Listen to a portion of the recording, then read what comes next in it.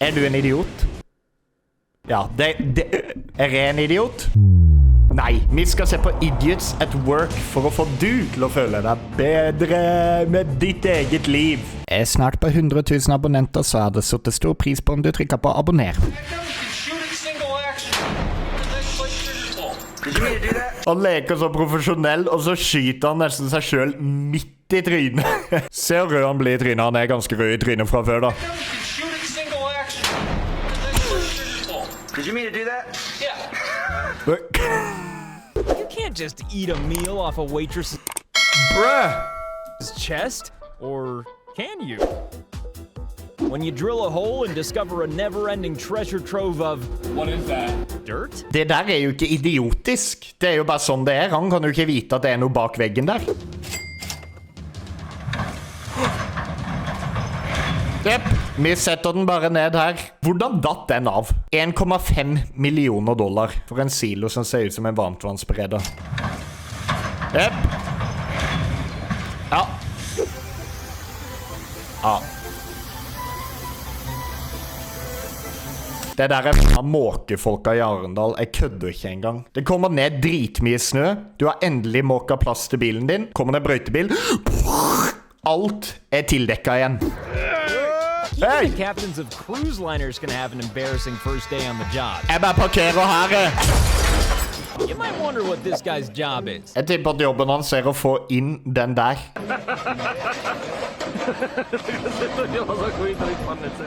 De brukte en trøkk for å få inn en trøkk. This gives new meaning to the phrase downing a few beers. Hvorfor faen kjører du med døra åpen? This gives new meaning to the phrase downing a few beers. Den er, for det første så er den ikke bare litt åpen, hele siden er jo vekk. Er du en seigmann i hodet, eller? When a car caught fire, these experienced firefighters sprang into action. The fire extinguisher was obviously so embarrassed, it had to leave immediately.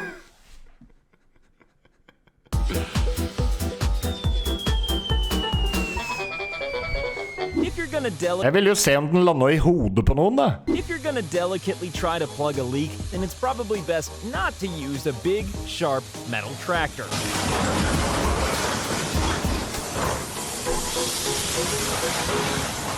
No injuries? Hvem er det som sier det her? Det er et ståltak på 10 tonn som detter over en person i en traktor. Ingen er skadet. Og han der slipper en 10 kilos vekt fra 100 meters høyden ned i hodet på en person, og ingen ble skadet. One of those rare rope ladders that you can't climb up or down. It takes a real bare-chested beast of a man to split a log. Hey. And destroy a car.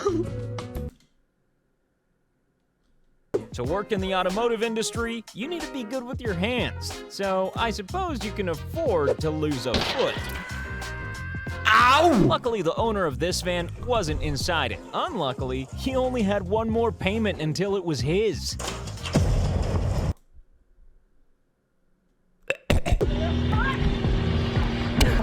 Å nei, rørleggerfeil, det liker jeg dårlig å se på. Oi. When the people in this apartment spotted a small leak in their sink, the owners not only hired an amateur plumber to take care of it, but also neglected to mention where the water switch was located. Ja, det der har jeg sett. Se på han da. Hvor kommer vannet fra? Maybe if the word stop was written on the other side of that bollard, things could have been different. Men hva? There were only 3 sure things in life: death, taxes, and apprentices getting pranked. Prank? Every single fucking one of you. Hva forbanna gang skjer det? In one move, this kid destroys the family TV and any chance of ever having a little... Ok, hadde jeg hatt en unge som gjorde det der, så hadde den ungen gått over med TV-en, altså. When you buy a new piece of construction... Går han den og slår han i ballene, eller? In one move, this kid destroys the family TV and any chance of ever having a little brother or sister. When you buy a new piece of construction equipment, it's always best to read the instructions. And now...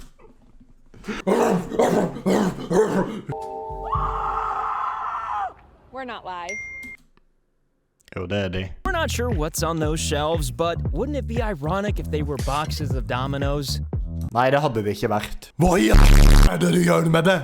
Ingenting. You know, we really need to do something. Se på det der. Tror dere ikke det treffer huset? Never mind. Oh, come on. We all spell words wrong sometimes, even if we do have them written. When the food in the restaurant is so bad that the waitress simply saves you the trouble of complaining. FedEx, handling your fragile packages with care since 1971. Det der fullstendig kødd. Se for dere at det der noe dritdyrebart urna til, vet du, kona hans. Handling your fragile packages. Det beste at han står og tenker en stund også. Så lenge han står og tenker, ja, ok da. To be fair to this truck driver, avoiding helicopters isn't usually part of his job description. Ja, men når du ser et helikopter midt på motorveien, så tar du ikke å kjøre inn I det heller da. When your scooter hates work so much that it just leaves without you. This guy's eyes are saying, I quit, before the first drink even starts to fall. Hei, ikke oppfør deg sånn på jobb. It's that old favorite. Dog paw prints in wet cement. Ok, den hunden hadde blitt I sementen. Så skal vi se hvor mye du liker det da. After this gentleman started pouring the champagne, the glasses weren't the only thing in tears.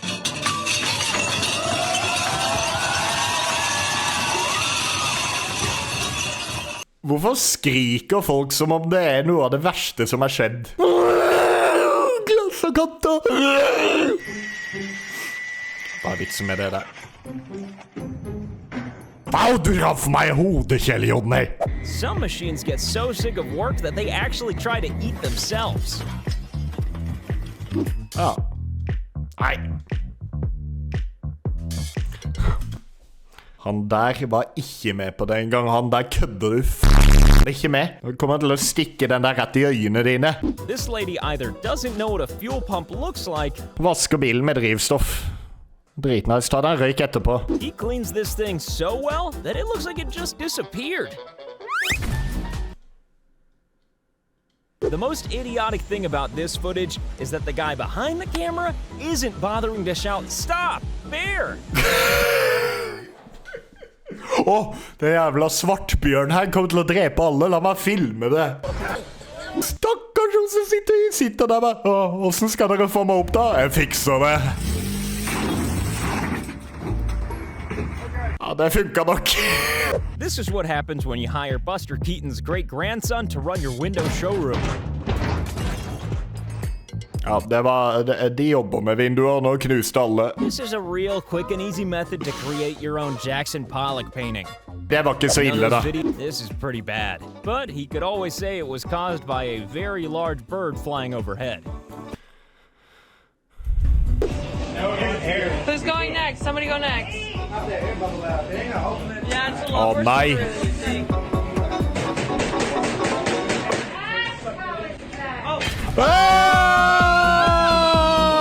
This truck has decided to tow this car from a bad situation to an even worse one. Nei, hunden! Hunden! Hunden!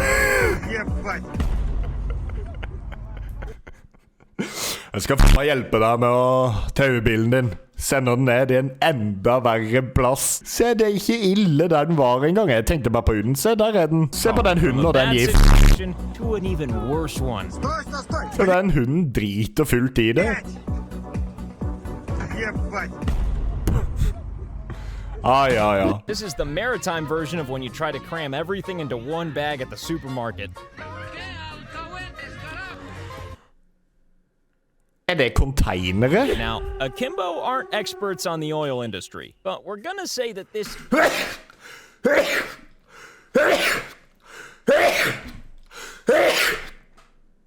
Hva I det de her driver med? Wasn't supposed to happen.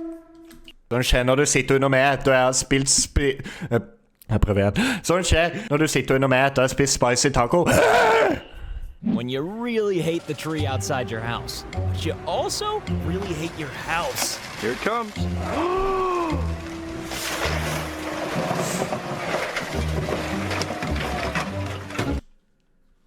Han der. Han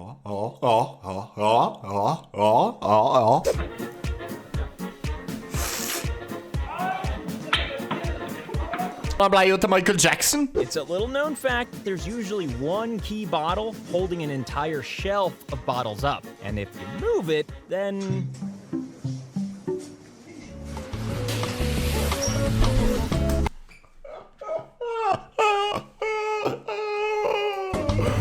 Jeg vet ikke hva jeg tror jeg hadde løpt ut, sagt at jeg måtte på do. Jeg må på do. Løpt hjem, suttet meg på do og krabba ned i den. If there ever was a bad time to forget to use your handbrake, then this was it.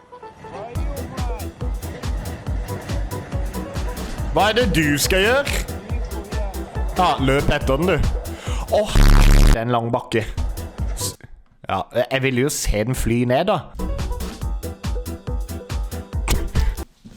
We've all encountered road rage, but it's going too far when the vehicle in front starts pooping at you. Bro, det der jo gjødsel også. This is one of those moments when a piece of construction equipment suddenly transforms into a fairground ride. Hei! Det der var clean landing. Se på han. When a piece of construction Se han equipment landa. suddenly transforms into a fairground ride. Og de... To be fair, we've all felt like this truck after we've had a hot curry.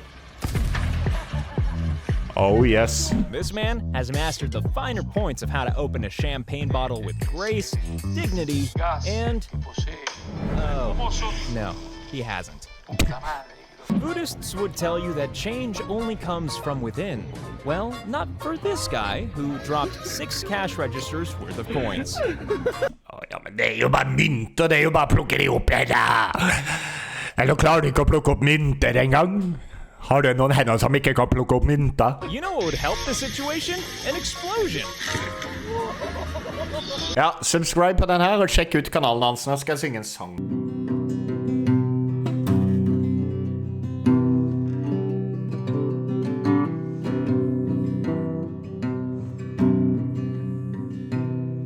There's a place where the sun does shine and the birds keep time with the pine up yonder. That's the home of my Caroline. She's dancing in the sky.